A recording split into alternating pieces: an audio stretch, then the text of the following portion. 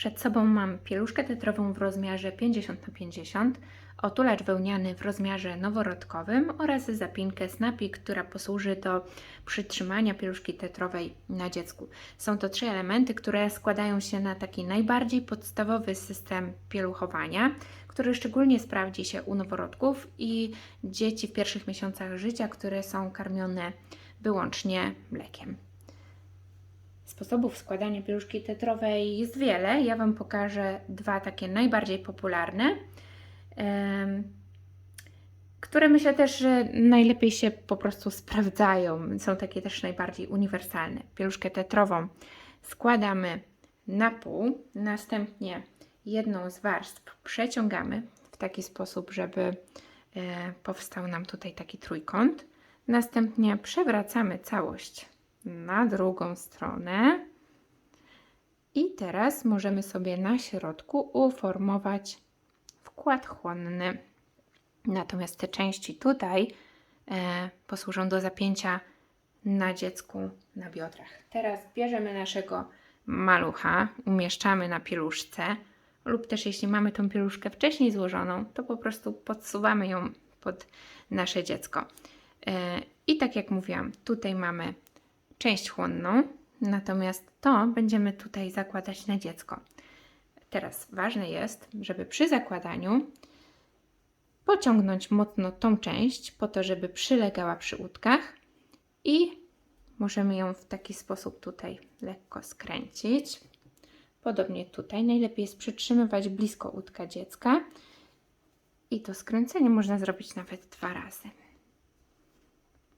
To przyleganie jest ważne po to, żeby później nic nam tutaj nie wyciekało. Zobaczcie, z tej strony zrobiłam za luźno. Z tej strony bardzo ładnie mi to przylega i nic nie będzie wyciekało. Poprawmy więc tą stronę. Jeszcze raz. Mocno musi przylegać i przekręcamy. I tutaj tą część będziemy mogli zapiąć na dziecku. Żeby to zapiąć, używamy zapinki Snappy, którą zahaczamy tymi ząbkami o pieluszkę. Wszystkie 3 części trzeba naciągnąć lekko, żeby się dobrze trzymały i mamy pieluszkę, która się będzie trzymała niezależnie od tego, jak nam to dziecko będzie wierzgało. Z zapinki Snappy można zrezygnować, jeżeli nie mamy takiej pod ręką. Można przytrzymać tak naprawdę tetrę za pomocą samego otulacza. Wymaga to troszeczkę więcej wprawy, ale po prostu przy zakładaniu wtedy przytrzymujecie tą część i zakładamy na otulacz. Kiedy otulacz będzie już założony na tą pieluszkę, wtedy już tam pod spodem nic Wam się nie przemieści, także o to się nie martwcie. Natomiast w przypadku, kiedy pieluszka jest zapięta, otulacz zakładamy następnie w taki sposób.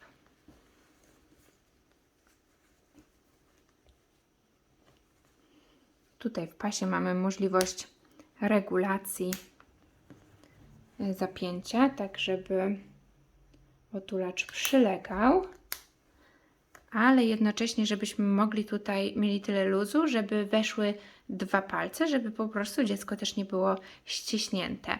Nasza lala oczywiście jest bardzo sztywna, więc noworodek tej wielkości na pewno miałby zapiętą tą pieluszkę na ostatnie napki tutaj, ale wiadomo, nie mamy takich idealnych warunków, żeby Wam to pokazać. Podobnie z nóżkami dużo łatwiej się zakłada na żywym dziecku, które po prostu odwodzi te nóżki na boki. Tutaj, żeby Wam dokładnie pokazać dopasowanie właściwe pieluszki, muszę lali rozłożyć nóżki. I teraz tak, tu mamy napki, które regulują otulacz na długość. Te napki warto spiąć, jeżeli widzimy, że pieluszka tutaj jest bardzo duża. W tym wypadku tak naprawdę niekoniecznie musiałabym ją spinać, ale chcę Wam pokazać, jak to będzie wyglądało i w jaki sposób tutaj się z tym obchodzić. Kiedy zapniemy te napki, warto jeszcze sobie tutaj włożyć 2 palce albo jeden i uformować taką kieszonkę materiałową skierowaną ku górze. I to samo robimy z tym materiałem, który jest tutaj po boku. W tej chwili może Wam się wydawać, że to jest bardzo dużo czynności, które być może trudno Wam będzie zapamiętać. Też nie należy się przejmować, jeżeli zapomnicie o czymś przy zakładaniu na dziecko, bo naprawdę nikt Was z tego nie będzie rozliczał i nic takiego się nie stanie. Następnym razem, kiedy będziecie się czuć już bardziej pewnie, wtedy będziecie dopracowywać tą technikę. Co jeszcze jest ważne, to sprawdzenie, czy z żadnej strony tetra nie wystaje, bo czasami może się tak zdarzyć, że na przykład w taki sposób tetra wystaje. Wtedy warto naciągnąć otulacz, tetrę wepchać do środka, bo jeżeli będzie wystawała, to po prostu zamoczy ubranko.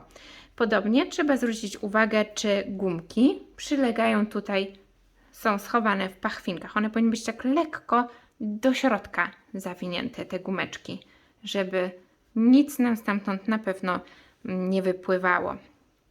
Nie wiem, czy zwróciliście uwagę, że ja zapięłam ten otulacz niesymetrycznie, czyli tu została mi jedna napka wolna, a po tej stronie dwie. Tak się czasami może zdarzyć, no bo otulacze zapinane na napy pozwalają na regulację szerokości skokową, tak, o każdą kolejną napkę. Jeżeli wybierzemy otulacze na rzep, wtedy ta regulacja jest bardziej płynna. Nie należy się tym przejmować, nie jest to nic złego. Ja tak naprawdę byłabym w stanie zapiąć otulacz tutaj jeszcze ciaśniej na lali, ale chciałam Wam pokazać, że tutaj właśnie powinno być zostawione to miejsce. Właściwie to nawet jak zapnę, to również to miejsce na 2 palce tutaj mam. Także pieluszka jest poprawnie zapięta.